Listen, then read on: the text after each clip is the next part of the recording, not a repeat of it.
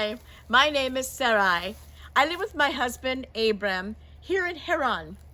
We don't have any children, but one day God spoke to Abram and he said, I want you to pack up all your belongings and I want you to move and take your wife.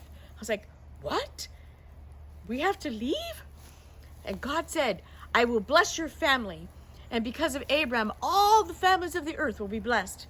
Well, what? I have to get up and leave? But God's going to bless us? Wow, that was quite a promise.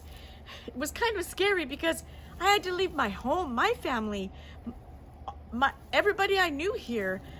I didn't know, but we had to trust God. And I trusted my husband too. Oh, did I mention that I was 75 years old when that happened? So we packed up our things and Abram and I left. Abram took his nephew Lot with us too. I think he knew why. So we went to a place called Cana. Now,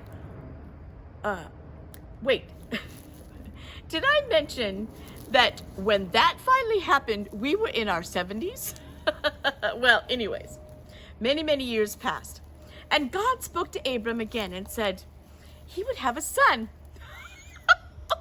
A son? Really, Abram? We're in our 70s. Oh. And he said, God told Abram, picture this. Look up in the sky, God said.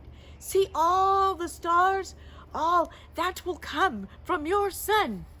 You will have a son, and his children will have children, and his children will have children, and we will have more and more children. And one day they will be numbered as the stars in the sky. And Abram did ask, just as I did, how can this be? We are old. But when God makes promises, God keeps his promises. Don't forget that. So God promised me that we would have children and a great nation will come from that. Okay, God promised it. We have to believe it. So, and when he makes a promise, remember, he keeps it. But I have a confession to make. When Abraham told me this again, I laughed and laughed and laughed.